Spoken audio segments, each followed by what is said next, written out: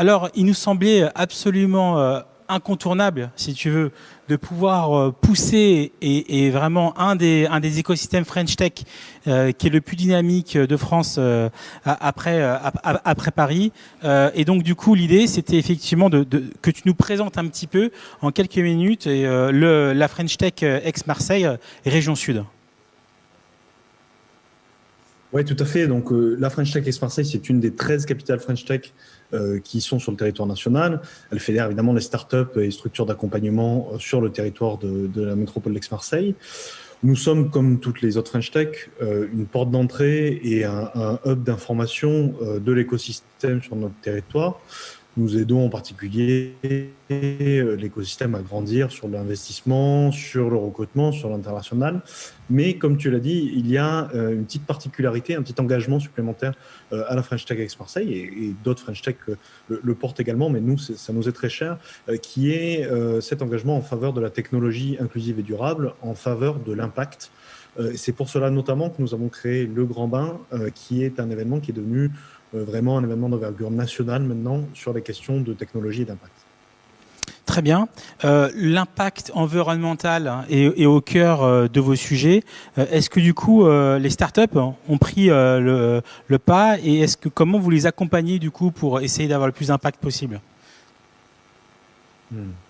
Alors, c'est vrai que nous sommes persuadés qu'il est indispensable de prendre en compte la question de l'impact le plus tôt possible dans l'accompagnement des startups. D'abord, parce que c'est évidemment un engagement citoyen, puisque notre planète en a besoin, notre monde en a besoin. Ensuite, parce que c'est une demande vraiment croissante des consommateurs. Donc, c'est une opportunité de marché, en fait, que de prendre en compte cet aspect de l'activité. On peut également souligner que c'est d'ailleurs une demande qui s'exprime aussi de par les entreprises, pour celles qui opèrent en B2B, et même chez les investisseurs. Donc c'est vraiment stratégiquement une bonne idée. Et enfin, c'est un avantage comparatif, puisqu'on anticipe quelque part un durcissement des normes et des régulations en adressant dès le début, le plus tôt possible, cette question de l'impact. Donc nous, qu'est-ce qu'on fait? On met en lumière évidemment toutes les initiatives dans des événements comme le Grand Bain. On leur donne le plus de visibilité possible. On organise aussi des ateliers très concrets pour aider à financer des projets à impact, pour aider également à les mettre en visibilité auprès des médias, avec des partenaires comme Reporters d'Espoir par exemple. Et on se pose aussi la question de la mesure d'impact. C'est une des questions centrales qui est au cœur de beaucoup de problématiques et de sujets pour les entreprises. Et il y a notamment une start-up du territoire qui s'appelle ZEI, qui est un outil ZEI, qui est un outil qui s'appelle ZEI Pro et qui aide à la mesure d'impact et au suivi des progrès de ces impacts. Très bien. Est-ce que tu peux du coup nous partager un petit peu ces startups qui ont pendant le Covid accéléré quelque part et qui ont fait de cette crise une opportunité? Oui, alors d'abord, je pense qu'il faut souligner l'extraordinaire élan de solidarité pendant le Covid des startups. On parle d'impact au sens large, mais vraiment la mobilisation des startups pour permettre la résilience de nos sociétés, pour permettre la résilience du système de santé avant tout. On a vu beaucoup de makers qui se sont mobilisés pour faire des visières, pour aider les soignants à avoir accès à du matériel dont ils avaient cruellement besoin. On a vu des startups dans le domaine de la logistique aider pour évidemment acheminer des produits de santé, mais également aider d'autres entreprises qui étaient dans la difficulté. On a vu des startups dans le domaine de la cybersécurité qui ont aidé à sécuriser les hôpitaux. Donc, toute cette mobilisation générale est vraiment à souligner. Évidemment, on a vu beaucoup de projets se renforcer ou évoluer pour prendre en compte la situation. Donc, il y a eu des startups qui ont pivoté, puis il y a eu des startups qui ont profité de l'actualité pour mettre en avant encore plus leurs solutions et parfois avec un petit clin d'œil à l'actualité. Je prends par exemple comme exemple la startup VH93 qui construit des hydroliennes en recyclant du plastique et ils sont mis à recycler des masques pour construire leurs éoliennes. Donc c'est un exemple un peu clin d'œil symbolique, mais intéressant de comment les crises ont permis aussi l'émergence de projets à impact. Alors, quels sont, selon vous, les startups green qui vont faire parler d'elles pour cette année 2021? Bon, alors, je vais y retenir quelques-unes des startups de mon territoire parce que c'est celles que je connais le moins mal, on va dire, et notamment celles qui ont une actualité particulière, qui sont celles qui participent au CES, donc dans des domaines assez divers, mais ça va nous permettre de faire un petit panorama des différents sujets qui peuvent émerger. Au CES, il y a 7 startups de notre territoire qui participent et la plupart ont des aspects green. Il y a la startup Green System Automotive qui aide à rendre les deux roues motorisés écolos en aidant à la conversion au biocarburant.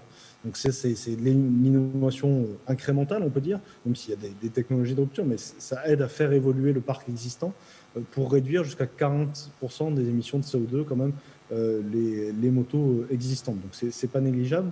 À l'autre bout du spectre de la mobilité, pour le coup de rupture, on a Maca qui développe un véhicule à décollage vertical électrique alimenté par hydrogène. Donc là, c'est à la fois de nouvelles mobilités, à la fois de nouveaux carburants. C'est vraiment pour le coup un projet qui est un peu plus loin du marché, mais qu'on souhaite voir aboutir le plus vite possible, évidemment. On a Météoptime qui a conçu une box qui permet d'optimiser les installations solaires domestiques, donc dans l'esprit microgrid pour produire l'électricité au plus proche de la consommation. On a Cancia qui est un système de récupération de chaleur des eaux usées. Donc là aussi, on est dans l'aspect micro à la maison.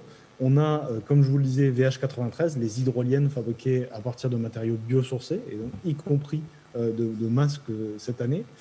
Et on a, là aussi, dans un sujet complètement différent, WeClean, qui est un dispositif qui permet de fabriquer ses propres produits ménagers, éco-responsables, évidemment. Donc, on voit à travers toutes ces startups qu'il y a vraiment un panel très large de sujets qui sont traités dans cette vague de startups à impact, on peut dire, mais qui sont tous aussi importants puisqu'ils vont nous permettre de progresser sur le sujet.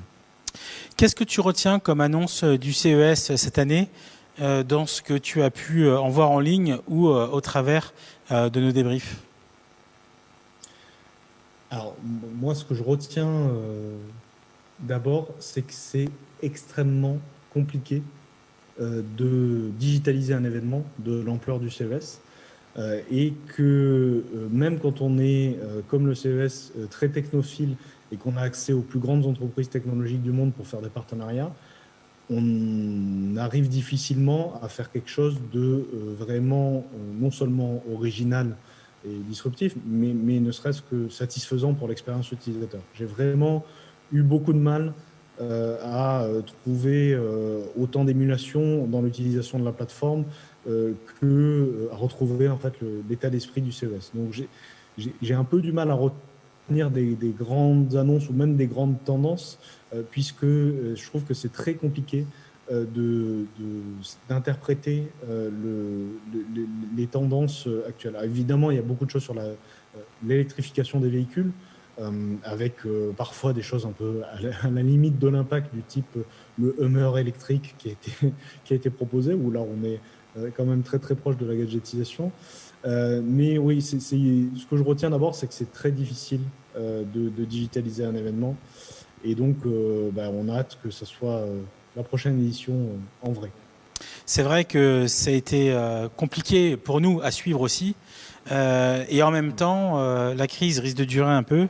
Donc, il va falloir un peu s'organiser. Et l'idée, enfin, nous, on le voit aussi en tant qu'organisateur, c'est d'apprendre un petit peu de cette transformation de ces grands events pour avoir des choses de plus en plus fluides, avec peut-être, et on le pense pour nous, des gens qui seront de toute façon tout le temps connectés maintenant et d'autres qui pourront venir sur site. Mais ce qu'on retient, c'est effectivement de voir que certains événements, je pense à ceux de Microsoft l'année dernière, ils étaient 40 000 en physique et l'année suivante, ils étaient 400 000 en ligne.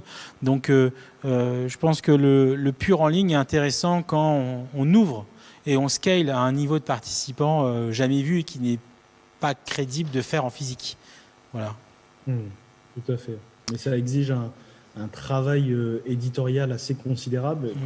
Par exemple, vous avez très bien réussi dans la manière dont ça s'enchaîne et ça se séquence, mais qu'il y a des gens qui étaient très bons sur la logistique et qui manifestement sont un peu moins bons sur la scénarisation et sur l'éditorial.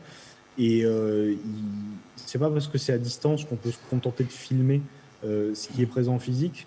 Il faut vraiment penser l'expérience audiovisuelle presque en termes de télévision et de spectateurs. C'est Tout à fait. ce qu'on a essayé de faire, notamment pour notre événement de Grand Bain. Et c'est vraiment un très grand défi parce que c'est un métier assez différent. Merci beaucoup Jean-Baptiste pour ton témoignage. Merci à toi. Et à très bientôt.